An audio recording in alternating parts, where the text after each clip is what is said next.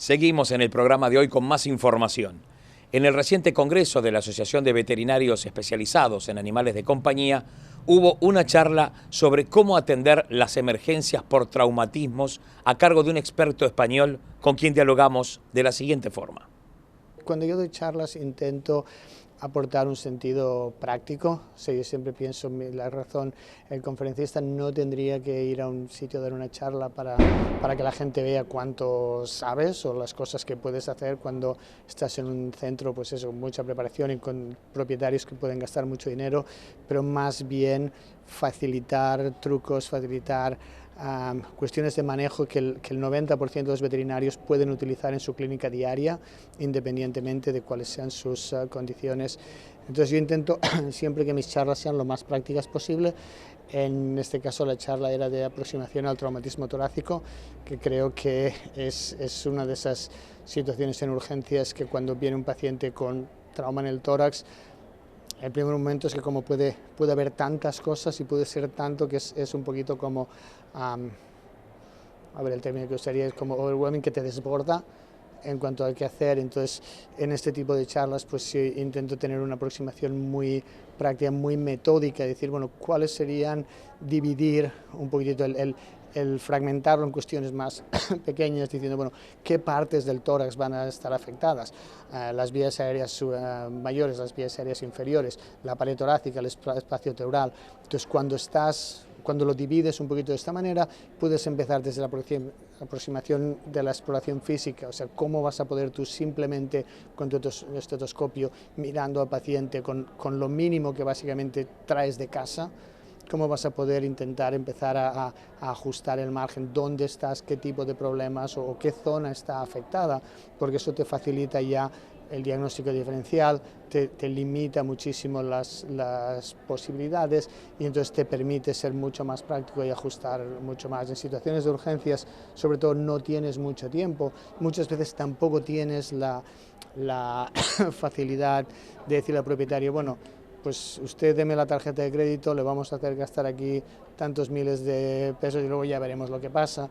Entonces muchas veces tienes que, los recursos siempre tienen que ser muy limitados. Yo tengo la suerte de estar en Estados Unidos y en una zona, en el noreste de Estados Unidos, en la que el dinero es un problema para muy poca gente, del tipo de gente que nos viene a nosotros, pero nunca, siempre intento recordar que de donde vengo tenías básicamente que pelear por cada peseta en el tiempo, por cada euro que el propietario se iba a gastar. Entonces los recursos no son limitados y aunque el propietario tenga el dinero, tienes que ser capaz de hacer las cosas simplemente que son necesarias y todo tiene que tener una razón de ser.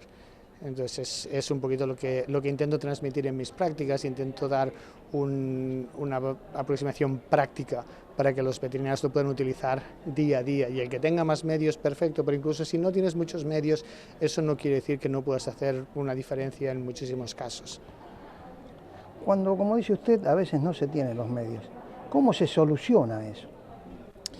A ver, con conocimiento y con a veces inventiva, pero sobre todo es conocimiento y sentido común.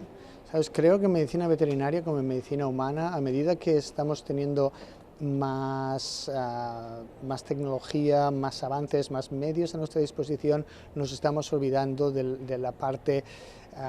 Yo aprendí que la medicina y la veterinaria eran una ciencia y un arte. Y creo que la parte del arte en muchos aspectos se está perdiendo. Estamos yendo a una situación en la que todo se centra en analíticas y en radiografías y en ecografías y en resonancias magnéticas, y cada vez vas a añadir algo más y hay algo nuevo porque no tienes todas las respuestas, pero nos olvidamos de la importancia de una buena anamnesis, nos olvidamos de la importancia de una buena exploración física, de entender como médicos veterinarios la fisiología, cómo funciona el organismo y entonces cómo deja de funcionar ese organismo, o sea, cuando hay un problema, qué es lo que está pasando. Si consigues entender esto, muchas veces, hay veces que vas a tener que tomar riesgos, okay, pero por ejemplo que tengas todos los medios. Hay situaciones en las que hacer una resonancia magnética o hacer una TAC, una tomografía axial computerizada, sería lo mejor para obtener el diagnóstico, pero ese paciente puede estar no estable para una anestesia. Entonces, ¿qué es lo que haces? Bueno, muchas veces si realmente puedes utilizar tu conocimiento y la exploración física, eso ya te va a permitir tener 2 o 3 posibilidades y has reducido muchísimo digamos, el rango de problemas que pueden haber ahí. Y ahí es donde tienes que pensar, si trato para esto y lo acierto, bien. Si trato y no acierto, ¿qué va a pasar? Si estoy equivocado, ¿qué es lo que va a pasar? Y puedes tener un poquito una situación de un análisis de riesgo y puedes tener un poquitito la decisión, decir, bueno, si pienso que podría ser, pongamos un problema, o sea, pienso que no tengo radiografías o el propietario no me ha dado el dinero, el paciente que viene atropellado por un coche pienso que puede tener un neumotórax, bueno, pínchale el tórax. Si estás equivocado, lo peor que puede pasar es básicamente nada. Has pinchado y ya está, no vas a crear un problema mayor. Mientras que por otra parte, simplemente utilizando una aguja, una llave de 3 vías, una jeringuilla, puedes salvar la vida a un paciente sin necesidad de que el propietario tenga que venir con una cantidad de dinero que no tendría. No tendrás la confirmación radiológica, no tendrás todos estos problemas, pero la clínica te demuestra que has solucionado el problema y has sacado el aire. Entonces, a veces es lo que tienes que hacer. ¿Cuál es su opinión sobre este tipo de jornadas que hace una entidad veterinaria y las conclusiones a que usted llega? Ahora, bueno, yo creo que es muy importante siempre la cuestión de las jornadas de formación continuada. Creo que aunque hoy en día con internet y todas las cuestiones online, pues hay mucho que tenemos un acceso a los clínicos hoy en día que no teníamos hace 10 o 20 años.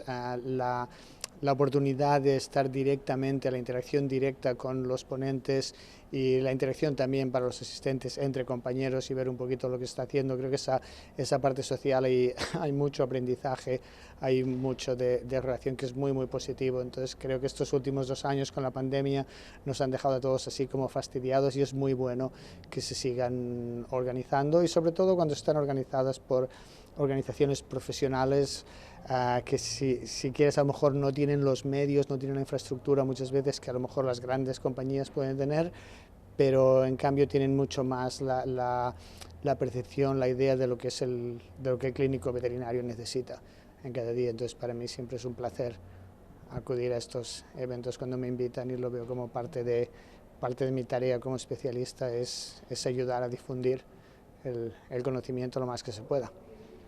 Hablando de conocimientos científicos, la diferencia que usted encuentra entre la veterinaria argentina con la veterinaria de otros países, en el caso suyo de España o de Estados Unidos, ¿es muy grande? A ver, eso es una pregunta un poquito con trampa. Yo tengo que decirte, yo llevo ya 20 años fuera de España, entonces estoy bastante desconectado y no tengo un conocimiento específico de la medicina, el nivel, digamos, general de la medicina veterinaria en Argentina. Lo que te puedo decir es que hay colegas aquí en Argentina que tienen un nivel increíble, un nivel muy bueno, un nivel que no tiene nada que desear al nivel pues, de los especialistas o los profesores en universidades de Estados Unidos o en centros de práctica de Estados Unidos.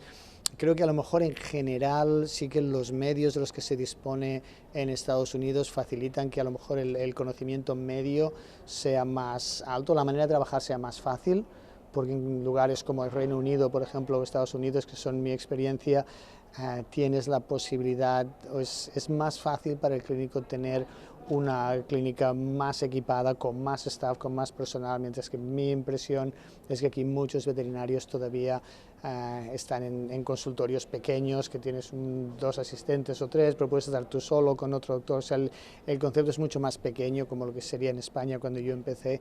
Entonces ahí sí que es más difícil, pero todo, perdón, todo y con esto creo que en general el nivel y algunos de los profesionales aquí en especialidades en mi campo, en urgencias, pero en anestesia, en medicina interna, hay profesionales en Argentina que no desentonarían en absoluto en cualquiera de los centros de Estados Unidos. ¿Algo más para agregar? Bueno, que siempre es un placer venir aquí a Argentina a dar charlas. He estado ya 3 veces y siempre, por desgracia, es viajes rápidos arriba y abajo, pero que es un placer siempre tener la oportunidad de partir con colegas de otros países. Doctor, desde ya muchísimas gracias. De nada, un placer. Tras esta nota les propongo hacer una pausa y enseguida continuaremos hablando de sanidad animal en Vademecum Veterinario. Quédense con nosotros que enseguida volvemos.